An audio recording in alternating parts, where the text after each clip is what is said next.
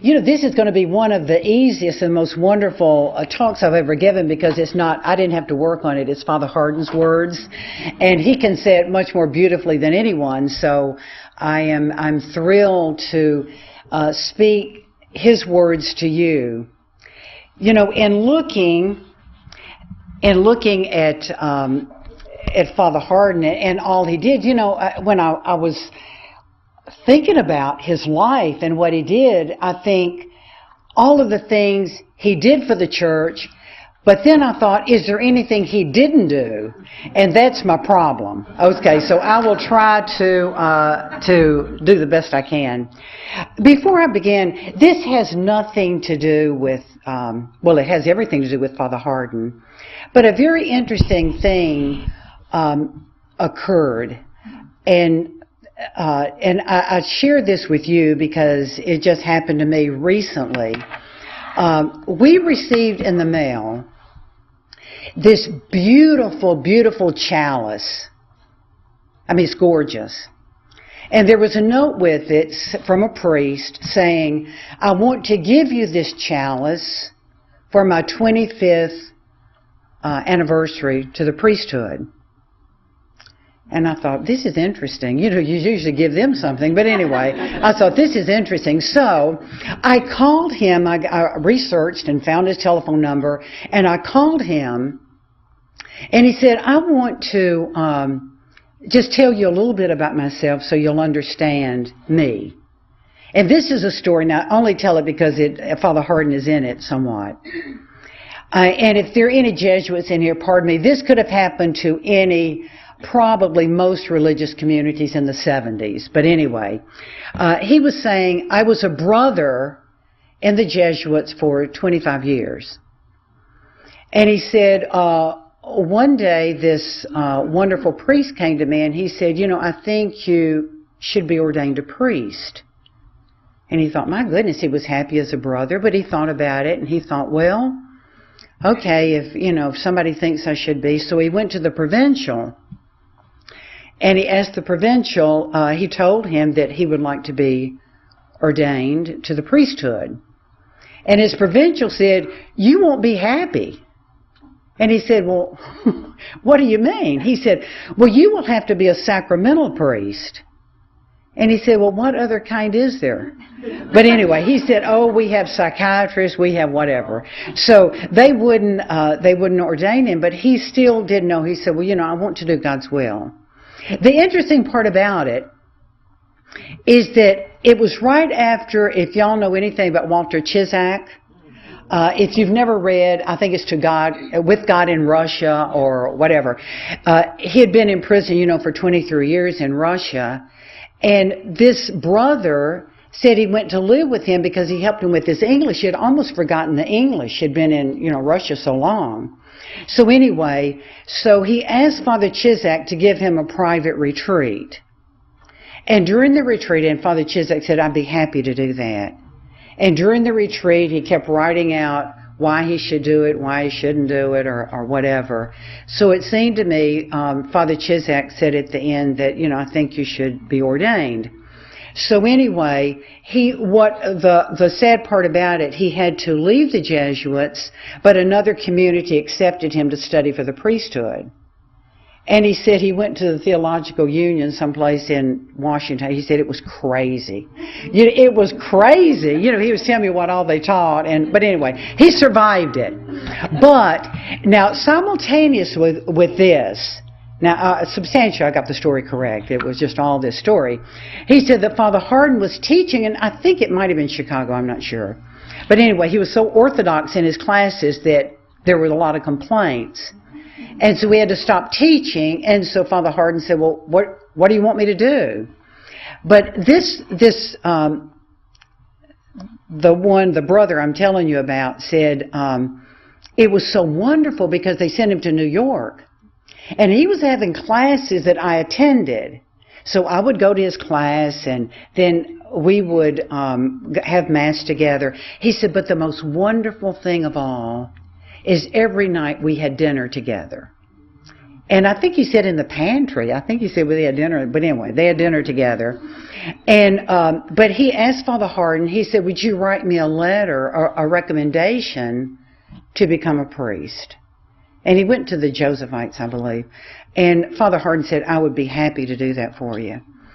But he wasn't able to come to this brother's, when he was ordained a priest, he wasn't able to come to his ordination. But he said that soon afterwards, they were having some celebration. He was in the sanctuary with a lot of priests.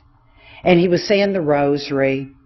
And he said, all of a sudden, there was someone that just came and knelt in front of him in the sanctuary. And he said, Father, would you give me your first blessing? And it was Father Hardon. And he said, I will never, ever forget that. So anyway, it was a beautiful story I thought I'd share. That just came out of the blue and, doesn't have anything to do with what I'm going to say. But anyway. But okay. In pursuit of perfect charity, to whom could we speaking better about than Father Hardon? As I say, it's kind of difficult to talk about Father Hardon because, as I said, we look at what he did, but the question is what he did not do. Anything that could be undertaken for the greater glory of God, it was not only on Father Hardon's radar screen, but it was his immediate task list. He got to it.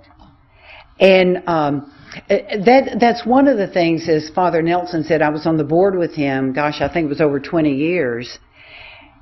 That is the gospel truth. What I remember, some things just stand out so vividly in my mind. We would have board meetings. I think just about every time, he would come in with a different project. We've got to do this. And we would think, oh, Father, we've got so much on the plate. How do we handle this? But I think what impressed me so much, and like that brother, his Father Hardon's humility, I have seen this over and over. I marveled at it. So it's contrary to my makeup or anything. He would be so strong. We've got to do this. And if the board decided, no, we cannot do this, I've never seen such humility. Father Hardon would drop it immediately. I was amazed at that kind of docility or he wanted to do it for the honor and glory of God. They were all good ideas, but it just got to the point you can't do everything. Maybe you can, Father, but we can't. We're limited. You're not. But anyway, that's the way. I'm going to do this very, very briefly. For those, I'm sure all of you know Father Hardon, but very briefly because I think it kind of sets the stage. It's just look,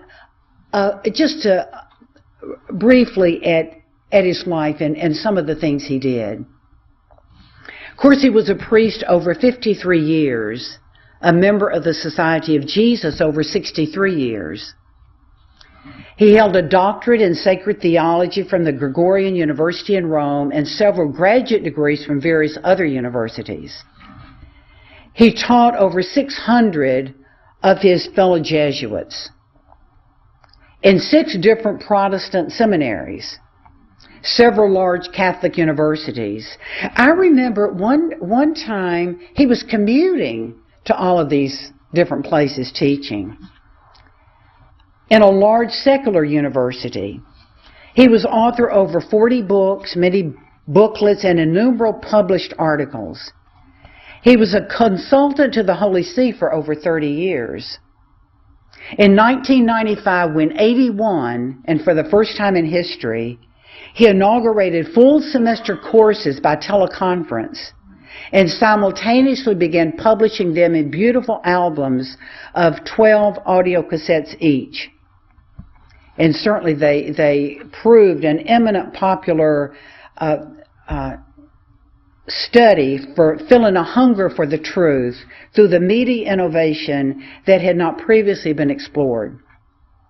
Father Hardon developed a catechetical study program for the Holy See after Pope Paul VI requested Mother Teresa to educate her missionaries of charity to become catechists.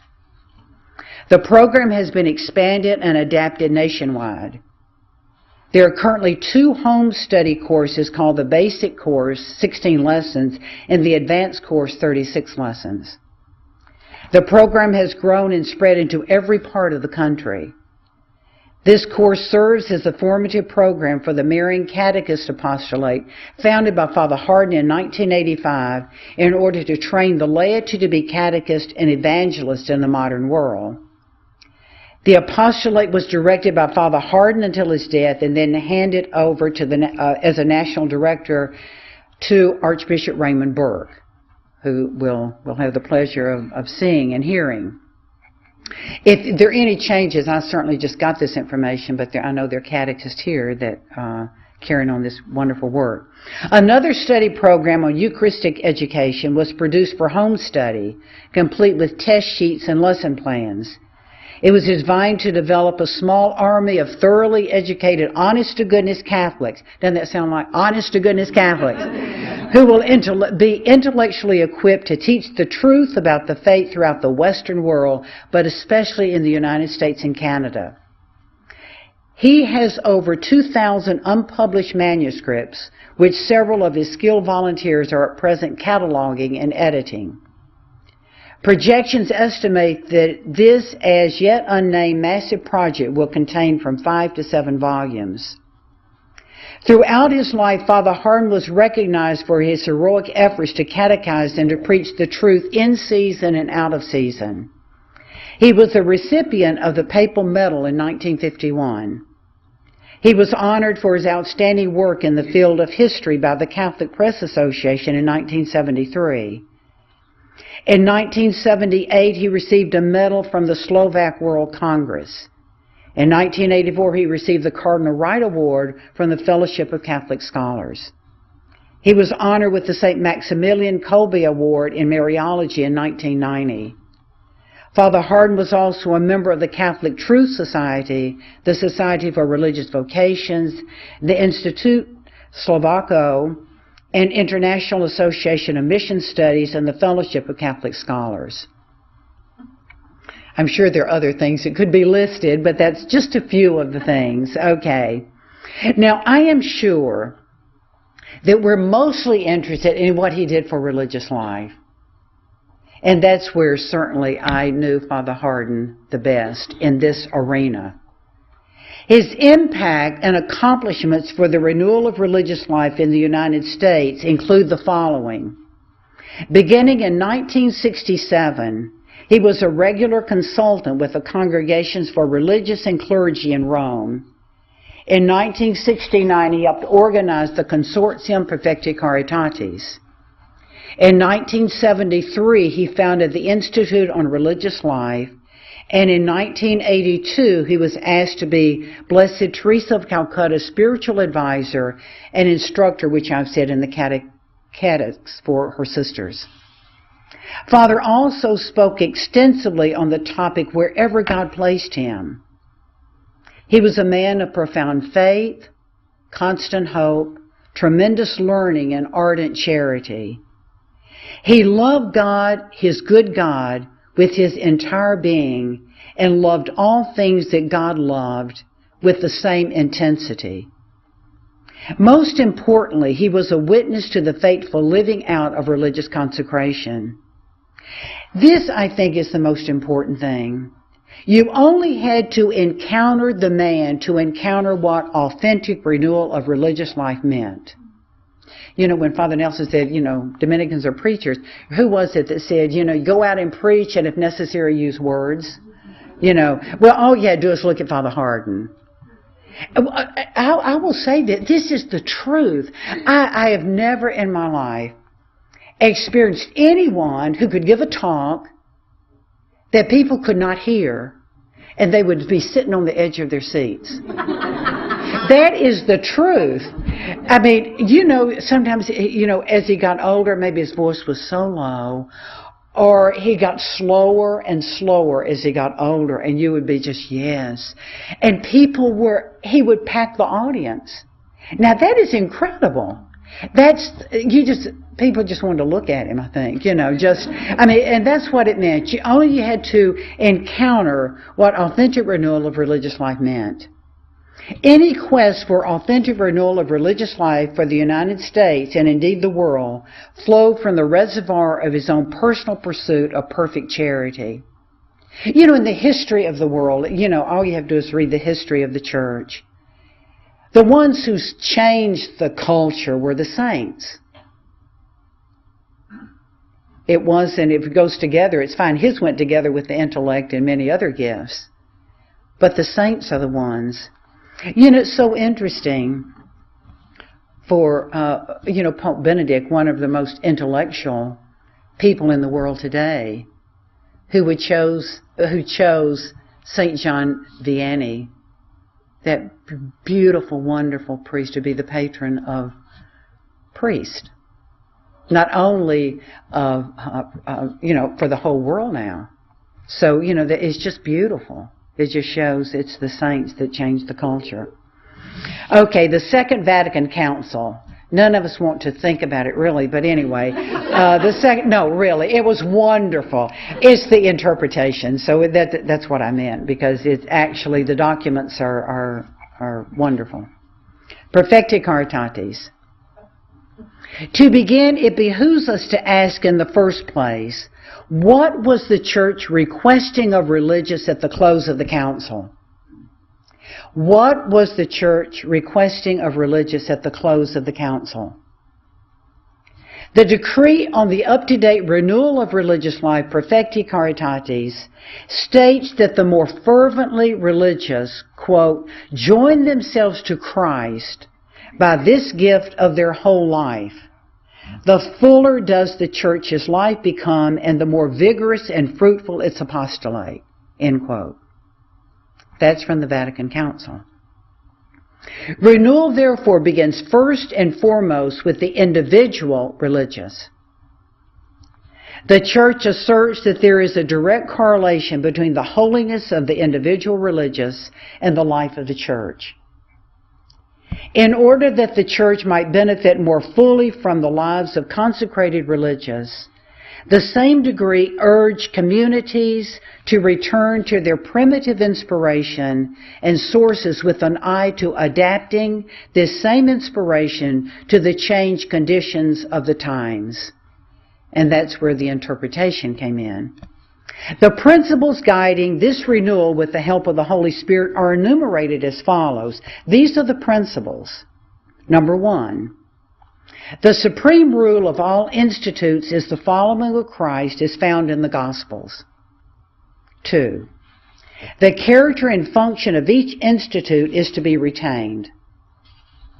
3, institutes should foster undertakings in biblical, liturgical, dogmatic, pastoral, ecumenical, missionary, and social matters according to the character and ability of the institute.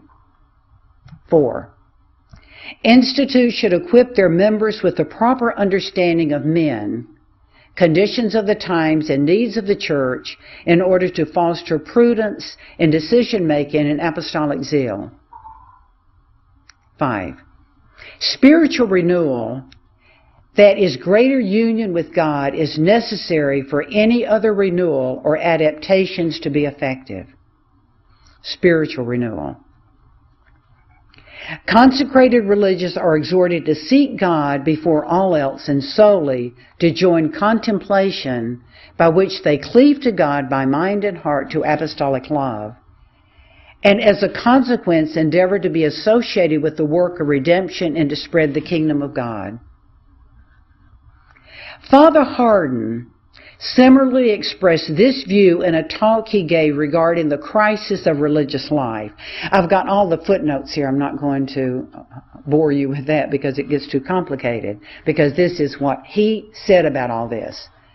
Quote, before God, whether we are in positions of authority or not, Our main contribution to adaptation and renewal is what we ourselves achieve in our own personal lives. Over this, with the divine grace, we have sovereign mastery." End quote. Father Hardon sincerely believed that if each religious, in his or her own life, effected the kind of renovation God expected of him, the combined result on religious life in the church would be monumental. Commissioned by the Holy Father. Father Hardon was called to Rome, and in the 1970s, to help save what could be saved of women's religious orders, which were already being secularized in the name of renewal. His insight into the problem was that a great deal of the crisis in religious communities was due to lack of sound education, adequate information, or factual knowledge of religious life, in principle and practice, not only on the part of religious, but of bishops, priests, and the laity, in dealing with religious or in their attitude and expectations of religious. End quote. Based on the magnitude of the crisis, and some of us will remember that, based on the magnitude of the crisis, Father emphasized that the problem could not be resolved without supernatural means. It was out of this understanding that the Institute on Religious Life was born.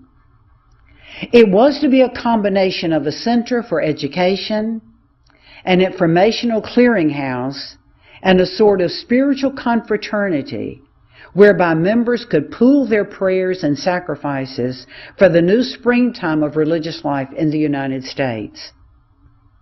Father's approach to the undertaking was a simple three-part method in imitation of the Holy Trinity. He was organized. Okay.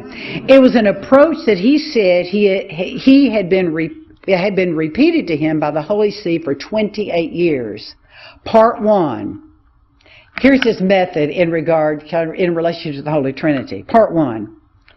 Finding the believing Catholics. Part 2. Train them.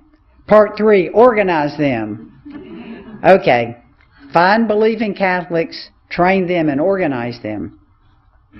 And organize he did. The fruits of Father's labors are before us now at this national meeting. They are found in the summer program of the Vita Consecrata Institute, with its graduate level studies on the theology of the consecrated life. They bud forth in the IRL's Religious Life magazine that reaches thousands. Most importantly, it is found in each of the IRL member communities and individual religious of those communities who have been given the spiritual and intellectual resources to faithfully respond to the Holy See's call for religious life authentically lived. The next, the witness of religious. So what does this mean for each of us here today? I mean, what are we supposed to take from Father Hardon today to go forward? I would like to quote somewhat extensively from Father Hardon in his talk, The Apostolate of Religious Witness. Quote, "It means there is a price, a heavy price, attached to the religious apostolate. It is the price that Christ paid for his apostolate on earth. We have to pay the price that Christ paid. 1. This is Christ. He was opposed by those who envied his success. 2. He was hated by those whom he rebuked for their sins. 3. He was betrayed by those to whom he had conferred so many benefits. 4. He was abandoned by those who found his teaching too much to accept. And 5. He was misunderstood, maligned, and put to death. Why? Because he did so much good? No, because he was faithful to his vision and loyal to his mission. In a word, he was crucified. We have to pay the price." And to go on and further, Father Hardon, "We have been called by God to give the world in our day the witness of the truth by living up to the demands of our state of life. which is to be a life of immolation after the pattern of Christ. Part of this witnessing to the truth is the opposition we shall experience. Not only from expected sources outside the church, even as Christ predicted that our worst enemies are going to be members of our own household. Naturally, we shrink from non-acceptance, or worse, rejection for being loyal to the Master. But let us not be fooled. One sign that we are witnessing to Christ's truth is that we are opposed. We don't have to worry about that in our culture, do we? Teaching the truth, proclaiming the truth, living the truth always arouses opposition, as it did when truth became man and went to his death, ultimately for being the truth. I think if you knew Father Hardon and heard him, one of his most used and most meaningful expressions was, embrace the cross, love the cross, and he'd say, I mean it. You know, he would repeat, do you understand? He'd repeat it, I mean it. Father Hardon did mean it, and he lived it. We seek to be inspired by Christ's promise of beatitude, which means happiness, already in this life if we wear ourselves out for his name. I remember, didn't he, I don't know if he made a vow and said he'd never waste a minute. I couldn't do it, but anyway. I love to waste a minute every once in a while, but anyway. This happiness down deep in the interior of our souls is part of the logic of the Christian witness we are called to the religious life to give. How so? This is all Father Hardon. As people see us happy, obviously enjoying the following of Christ and happy, would you believe it? To carry his cross, they will first be incredulous and then astonished and finally drawn to accept and follow Jesus Christ also. Everyone wants to be happy. And if the generous imitation of Christ brings such evident joy as people see us experience, they will want to believe in the same Christ that we worship and want to give themselves to his service too. Our witness then will be as effective as we testify by the joy that is ours, that the only way to happiness in life, even this life, is in self-surrender to the loving, although demanding will of God. End quote.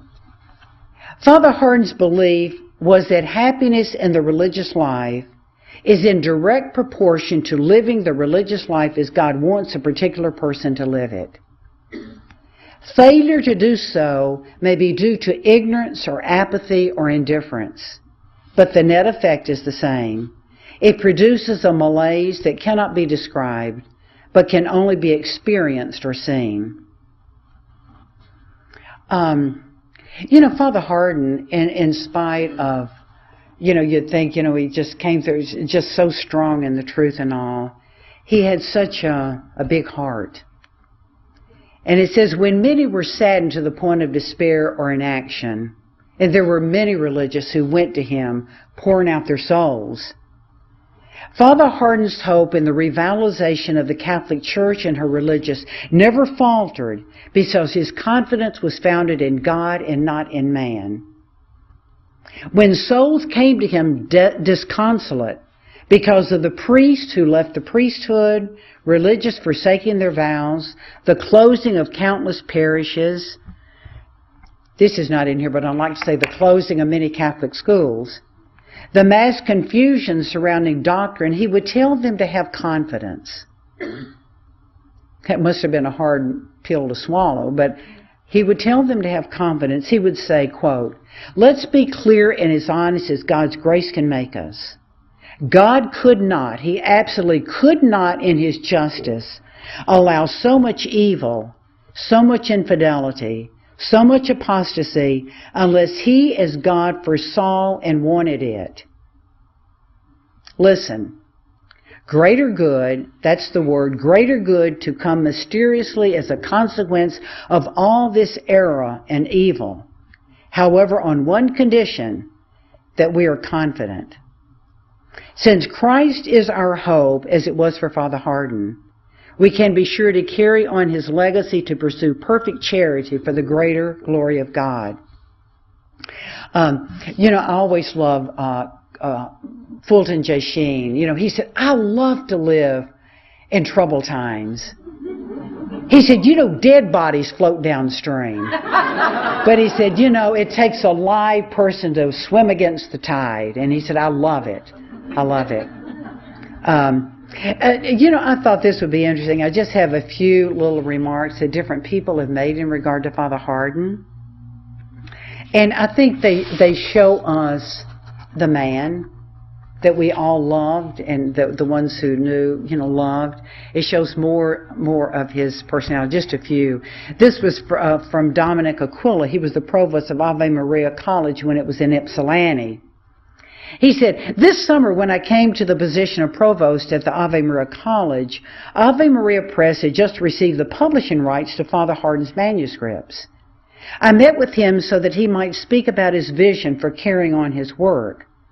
I had met him only once before at a conference, but had been following his work for many years and even reviewed his book, A Treasury of Catholic Wisdom.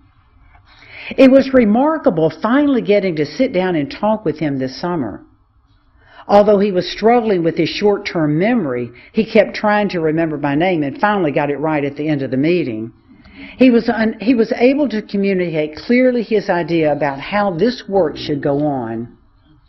Later, I found out that he was in incredible pain from the cancer that was afflicting him. Talking to him, I never would have guessed that. What I took away was the impression of a man of tremendous holiness fighting very hard to accomplish God's purpose. Perhaps his greatest tribute is what is accomplished in his writings. During the confusion right after the council in the 70s and 80s, if you went into a bookstore and looked up Catholicism, you would find shelves full of a great deal of heterodox literature. But the only catechism you would find would be his. I've talked with a lot of friends who said this was instrumental in keeping them steady in their faith. This is by Thomas Drolesky. I knew Father Hardon for over 22 years. Although I had known of him for longer than that, I had heard of him. I met him when he was given a day of recollection at St. Ignatius Church in New York, on a hot Sunday afternoon in August 1978. His soft speaking style was very distinct. He forced you to listen attentively to him. In true Ignatian style, Father Hardon carefully and meticulously prepared every single word he used in his reflection. There was never any wasted verbiage in his talks. He used his facial gestures, you can imagine, especially his tendency to look from side to side and to smile wryly. You remember that? To punctuate his points. He made his points clearly and without affectation. He would repeat them. Let me repeat myself so as to be understood. Do you hear me? Do you understand what I am saying? For the sake of emphasis in a very deliberate and studied manner. For uppermost in the mind of Father Hardon was his desire to educate souls in a way which would help them to remember what he wanted them to learn.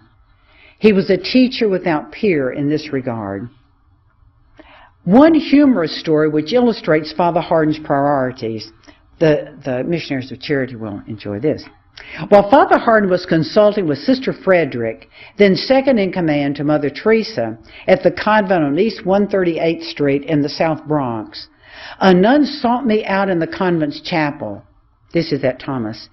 She asked me if my car was parked in front of the convent. I responded affirmatively. She then said that the car had been broken into. My winter coat had been stolen, and one of Father Hardon's 2 suitcases was stolen. At first, Father was a little ashen. One of the 2 suitcases contained original manuscripts of his, of which there were no duplicates. It turned out, however, that the suitcase, which had been stolen, only contained his heart medicine. So he was happy about that. It was a moment we would cheer off and on in the years ahead. They only stole my suitcase with the heart medicine in it. Anyway. Okay. Father Dudley Day, he was a priest. I knew Father Hardon and worked with him for 13 years in the Institute on Religious Life, of which he was really the founder. He was an outstanding Jesuit priest, a true son of St. Ignatius. He was just a holy man. I would classify him as a priest, a priest after God's own heart. This showed in everything he did, his writings, his lectures, when he said Mass or heard confessions. There's so much here, and I'll just skip some of it. Charles Rice from Notre Dame University said, I know people you have never heard of for whom Father Hardon was a personal confessor. Not famous people, but ordinary people. He maintained contact with them. He helped them through hard times. The guy was a saint. Eileen Farrell, his theology didn't have any waves. Meeting him changed my life. This is Dave Armstrong in Detroit.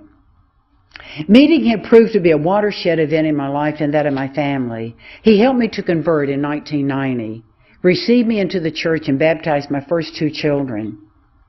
Father Hardon might be said to be father of internet evangelization, as he always stressed the use of writing. This is interesting. The modern media and assertive evangelization, he was fond of saying that it was great to share the faith one-on-one, but that if a Catholic wrote, then potentially thousands of people could benefit from Catholic truths. Bill Smith, we all know him from Eternal Life, Kentucky.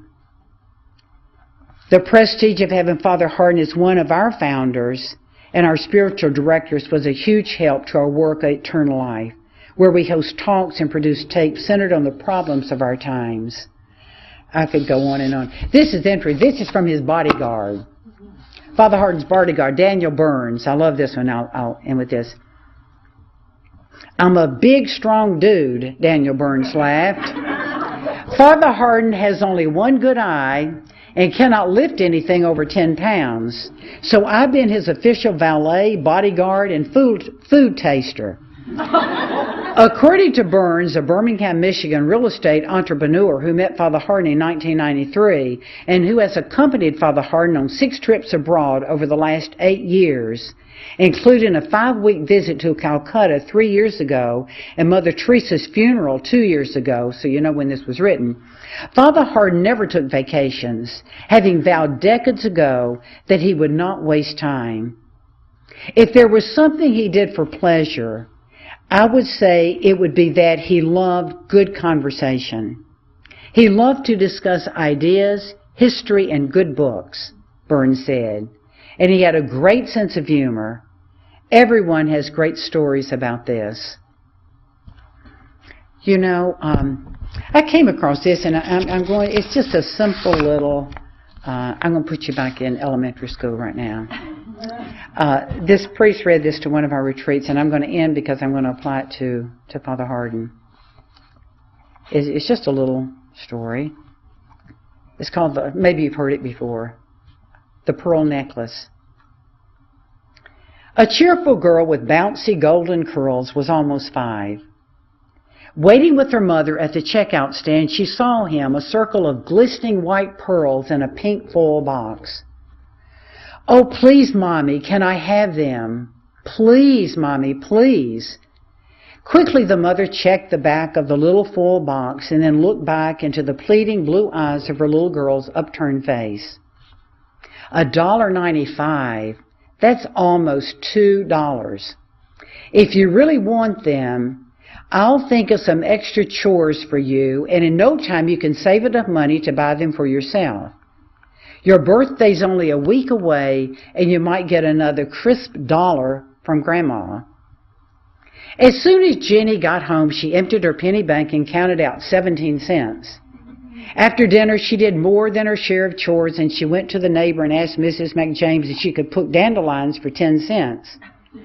On her birthday, Grandma did give her another new $1 bill, and at last she had enough money to buy the necklace. Jenny loved her pearls. They made her feel dressed up and grown up. She wore them everywhere. Sunday school, kindergarten, even to bed. The only time she took them off was when she went swimming or had a bubble bath. Mother said that if they got wet, it might turn her neck green. Jenny had a very loving daddy. And every night when she was ready for bed, he would stop whatever he was doing and come upstairs to read her a story. One night when he finished the story, he asked Jenny, "Do you love me?"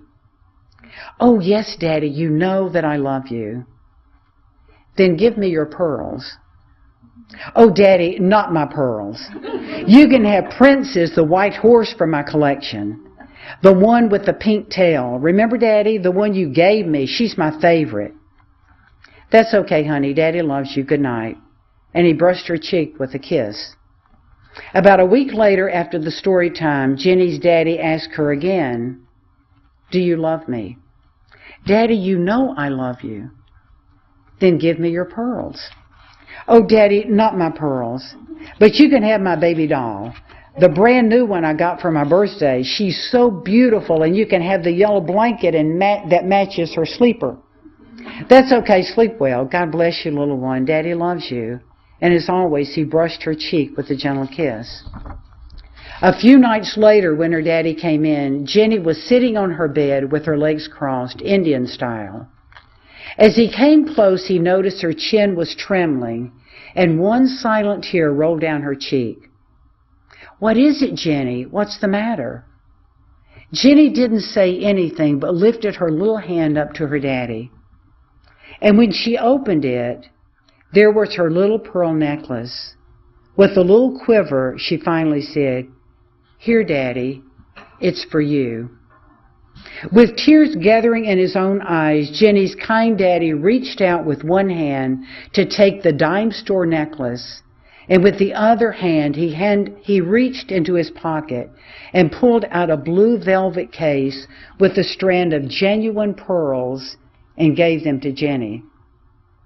He had them all the time.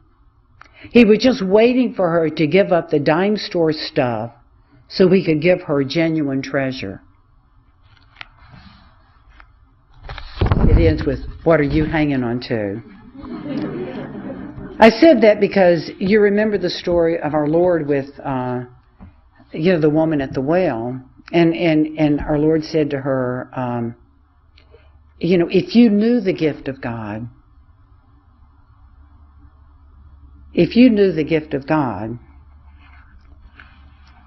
In John 4:10, Jesus spoke these words to the Samaritan woman when she questioned his surprising request for something to drink. This weekend, we're celebrating the life and work of Father John Hardon, who knew the gift of God offered in a vocation to religious life and its unsurpassable worth. Knowing the gift and its worth made Father Hardon acutely aware of the challenges to authentic religious life arising in the wake of the renewal called for by the Second Vatican Council. It also made him tireless in his advocacy for true religious life and at times fierce in his criticism of misguided efforts at renewal, which amounted to nothing else than evisceration. Love for religious life and a deep awareness of its nature as gift were always the motivating force in his work with this institute, and we are honoring him this weekend precisely because he knew and loved so well this gift and worked so vigorously for its authentic renewal, which in many ways meant working for its survival. We are blessed to reap the fruits of his labor. God bless you. Thank you.